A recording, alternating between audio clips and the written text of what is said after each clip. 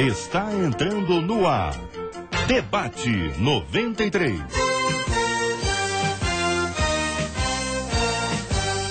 Realização 93 FM. Oferecimento MK Editora.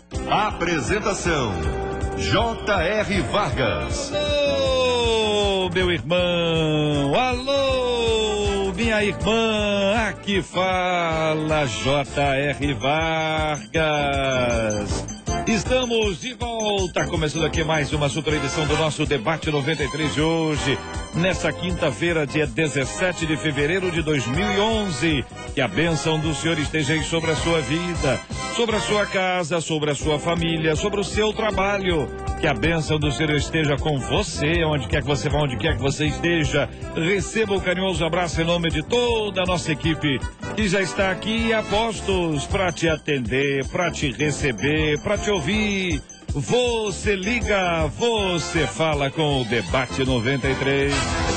Fale com o Debate 93. Telefone 24610093. E-mail debate@radio93.com.br. Apresentação J.R. Vargas. Debate 93. A violência doméstica dentro de um lar cristão dá direito da parte agredida a pedir o divórcio?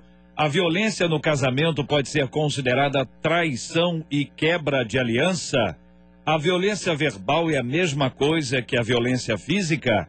Como conviver com o marido evangélico e agressor?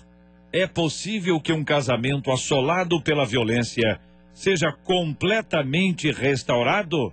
Que pensa você sobre esse assunto?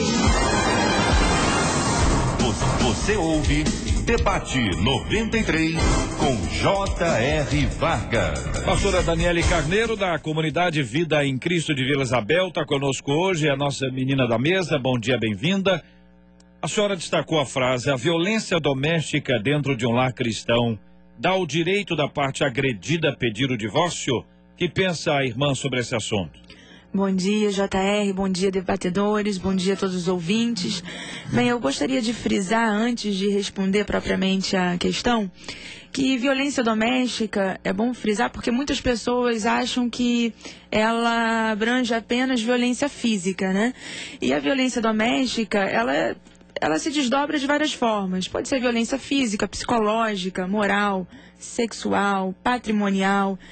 E eu entendo que qualquer tipo de violência dentro de um lar cristão, né, não combina. Na verdade, violência com lar cristão não combina, até porque em Efésios capítulo 5, a partir do versículo 22, né, o apóstolo Paulo, ele disserta sobre a questão, sobre o lar cristão, ele usa a figura, né, da relação de Cristo com a igreja para falar sobre matrimônio, né?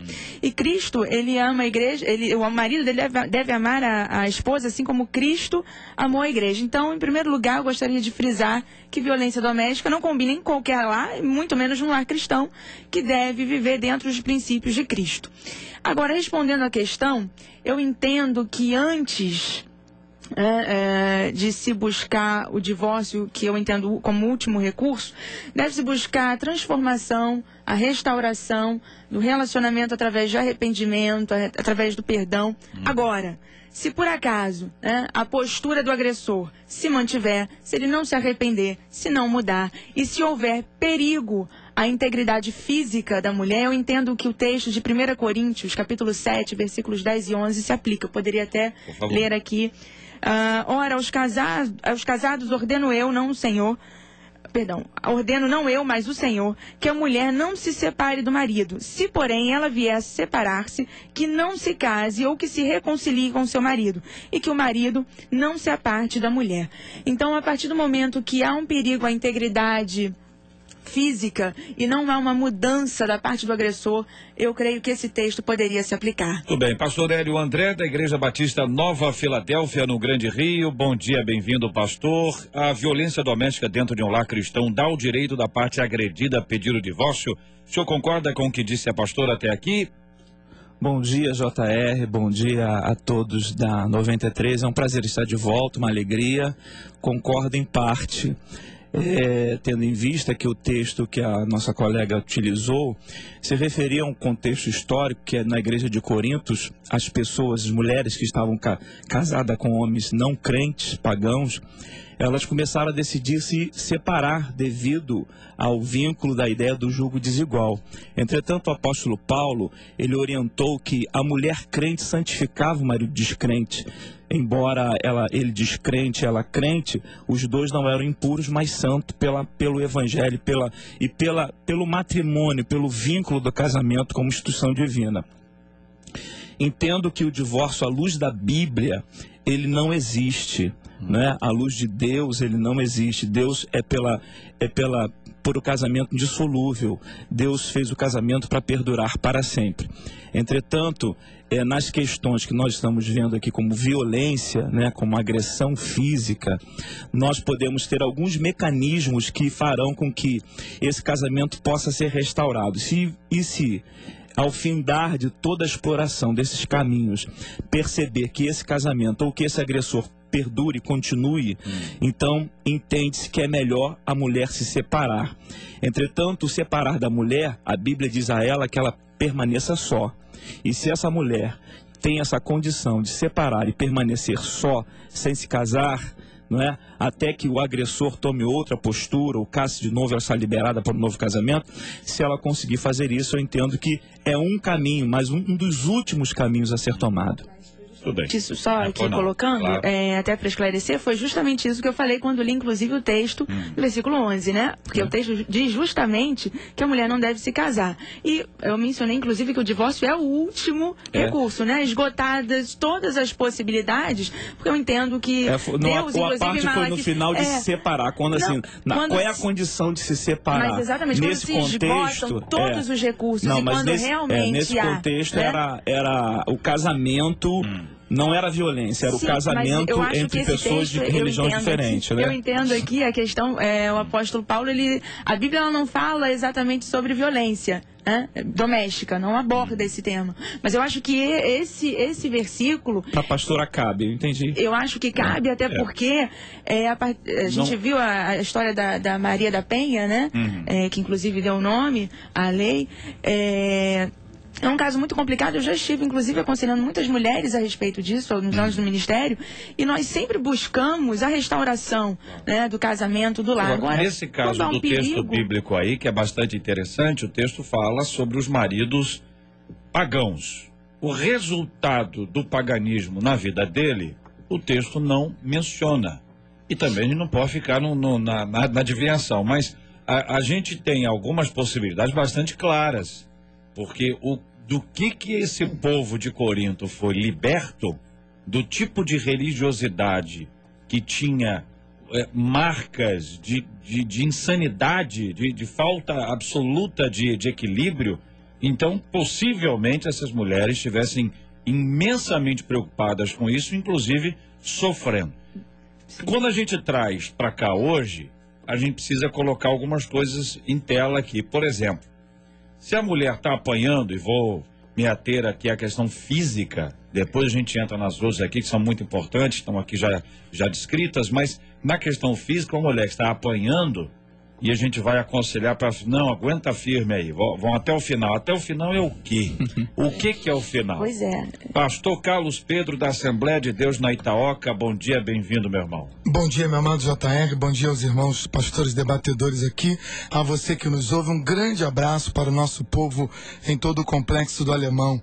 Eu quero começar a despeito da nossa posição pastoral com relação ao divórcio, mais do que isso, a posição bíblica. O pastor Hélio já colocou bem aqui, mas eu quero dizer que tem sim, dá direito sim, e não tem que esperar muito não. A violência física, ela está dentro daquelas 5 violências que a Lei Maria da Penha, a Lei 11.340 de 2006, ela coloca para nós. A violência física é uma delas. E eu quero afirmar hoje que o casamento ele é uma aliança. Uma aliança firmada entre duas pessoas diante de Deus. Se uma pessoa quebra essa aliança de maneira tão forte, de maneira tão agressiva, a outra não tem que esperar até morrer para fugir dessa situação. A lei prevê vários recursos legais, inclusive com a proibição do cônjuge, do marido, porque a Lei Maria da Penha, ela protege principalmente a mulher, mas o legislador, ele fez questão de proibir a mulher nesse sentido, e ele disse que caso o marido incorra na violência doméstica, ele pode ser, inclusive, proibido de se aproximar dessa mulher. E aí eu digo o seguinte: ninguém pode ser obrigado a conviver com uma pessoa que a espanca ou que a violenta, pelo menos no início aqui, a nossa situação, fisicamente. Então, a agressão física no casamento dá sim. E na minha opinião, eu sou muito pragmático nessa questão, muito lúcido nisso. Uma pessoa que apanha, e isso é uma coisa triste no nosso país, as estatísticas, elas mostram coisas tristes. A cada 4 minutos uma mulher está sendo espancada, está sendo agredida fisicamente no Brasil. Cerca de 23% das mulheres estão passivas ou suscetíveis à agressão por parte do marido, e essa dificuldade que as mulheres têm de denunciar, de colocar o agressor diante da justiça, tem feito com que esse tipo de agressão aumente. Então, eu quero colocar aqui que é passível sim, e eu não posso, mesmo como pastor ou como ser humano, dizer que uma mulher que foi agredida fisicamente deve esperar um pouco mais, deve suportar um pouco mais até apanhar de novo, ou até chegar a ser espancada, ou mesmo morrer para se divorciar de uma pessoa que não está cumprindo a aliança feita. Doutor Gilberto Garcia é advogado, está conosco hoje também. Bom dia, bem-vindo. Estamos dentro desse tópico, a violência doméstica dentro de um lar cristão dá o direito da parte agredida pedir o divórcio, doutor Gilberto?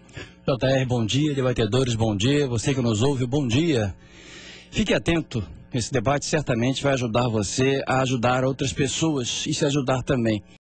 JR, debatedores, o que eu tenho percebido é que nós nos valemos da posição de Paulo, e eu prefiro a posição de Jesus, quando pega a lei e diz que pela dureza de vossos corações. Então nós, evangélicos, temos uma tradição de querer nos agarrar na questão da porneia, então só se houver adultério físico, etc. E Jesus é muito mais amplo, muito mais abrangente. Eu fico com Jesus nesse caso, em vez de mirar Paulo. É a dureza do meu coração, do seu coração, que vai nos levar a divorciar, a romper um contrato firmado. Jesus amplia muito isso. Há um autor evangélico que chega a dizer que quando você faz sexo com sua esposa e não a ama, você está atraindo, está adulterando.